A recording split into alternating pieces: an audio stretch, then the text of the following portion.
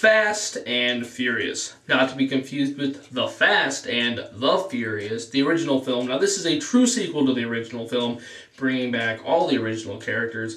Unlike the second one, just had Paul Walker, and the third one had none of the original characters except about a 2-second cameo at the very end with Vin Diesel. Let's talk about the other films for a second. The first one, it was alright. I saw it after it got popular, and I kind of just wanted more racing. I don't mean to sound like an action horror or whatever you want to call it, but I just felt like everything else wasn't really all that interesting, and I found the characters pretty unlikable in that one, so I'd give it, I don't know, it was pretty good. I'd give it like a 7. I kind of want to rewatch it now. Too Fast, Too Furious, thought it was stupid. I'd give it like a 5, maybe even a 4. I just thought it was silly. The third one, I usually hate films like this that it just seems like they just desperately need some money. They just make this movie for no reason. I really liked it. I don't know why no one else does. I thought I was just really into it for some reason. I'd give it at least an A, maybe even an 8.5. I really liked it. This new one is by Justin Lin, the same director as the third one. And this guy knows how to get them right. Yeah, this is a really good movie. I mean, it's definitely the best of the series. And I know no critics like it. I have no idea why. Because this is a Fast and Furious movie. And if critics don't like this one, they're not going to like any Fast and Furious movie. Because this, I don't know what else they could have done, really. This movie had some of the greatest action scenes involving cars I've ever seen. Now, 1, 2, and 3 were all done by different directors. The first one was done by Rob Cohen, the mastermind behind terrible films like The Mummy 3 and Stealth. Too Fast, Too Furious was done by John Singleton, director behind Boys in the Hood and Shaft.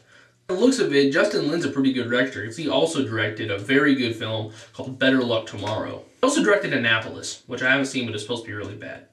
But oh well. Anyway, getting back to this film. Now this one's supposed to take place about 5 years after the first film. I don't really know where the second one fits in there. It really has no relevance to this one. The third one actually kind of does have a little relevance to this one, because if you remember the character in Tokyo Drift named Han, at the end, Vin Diesel's cameo, he said that he used to race with Han. Well, this new film is supposed to be before Tokyo Drift. So Han is at the very beginning, then he says, you know what, I'm going to Tokyo. So although Tokyo Drift really had none of the cast members, it ended up having relevance to the other films.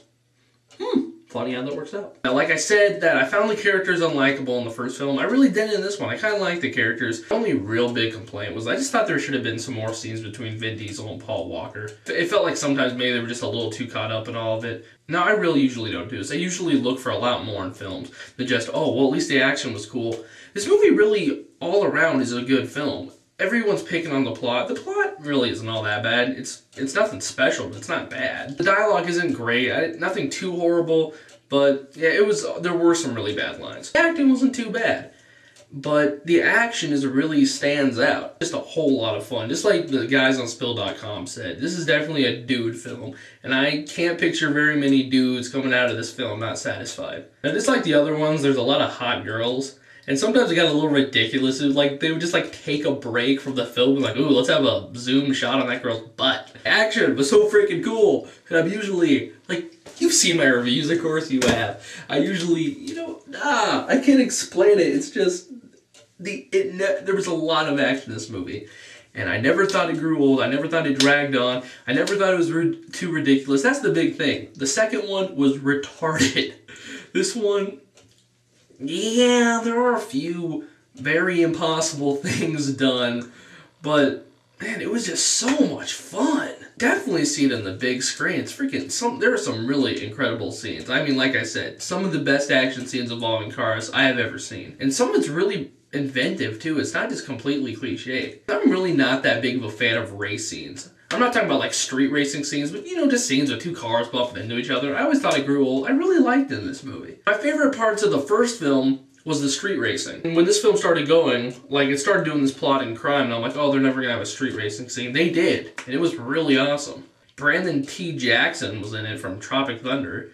He had one line, but I'm like, hey, it's him. So really, do not worry about the critics. I have no idea what's going on. He got 1 freaking star in my paper this morning. This is a really awesome film. If you like movies of this kind, I don't see why you wouldn't like it. I really had no big complaints. I thought it was a heck of a good time. The whole theater was packed tonight. They applauded at the end. I really have no idea why it got such bad reviews. The overall thing on Rotten Tomatoes, it doesn't have a good plot and you can't relate to the characters. For one thing, I don't think both of those things are true. And I think they should be aware what movie this is. I'm pretty sure the main audience that goes and sees this movie is going to want to see some sweet cars doing sweet things. And that's exactly what this movie delivers. Like I said, I thought the first one was okay, but I thought it was a little unsatisfying. I mean, this movie really, it's a lot similar to the first one, but just way better. It really improves on all the first one's flaws. I would really like to see like a playback if someone like caught me on film in the theater. Seriously, through all these action scenes in this movie, I probably looked like this. It was so freaking cool. And I don't know. I've seriously never been this into action scenes for like a long time. I can't remember the last time I was this mesmerized by action scenes in a movie. I usually look for a lot more, but in this film, even if the acting was crap, the dialogue was a lot horrible, and there was like no plot, I still would recommend this film for some of the car scenes. Holy crap! Beach ball. So yeah, strong recommendation for this movie. I think this is the best of the series. I really like Tokyo Drift. I was just really into that film for some reason. It really, overall, like, the plot was just really cliche, but I was just really engaged in it. I just like teen films. But yeah, I'm pretty sure this one's better. This is a really good film. Yeah, outside of the action, there are a few flaws here and there, but really, come on. It's the fourth installment of the Fast and the Furious franchise. It's a lot better than I expected. I think it's a lot better than anyone expected. But I found that they're making a fourth film. I'm like, okay, I know Vin Diesel needs work, but are you serious? I really like this movie. I really did. The action scenes are just really creative. Like the street race I was talking about, it's done on an open road going through traffic. We got big trucks blowing up and cars spinning around in caves and dudes getting run over. So overall, I'm going to give Fast and Furious an 8.5 out of 10.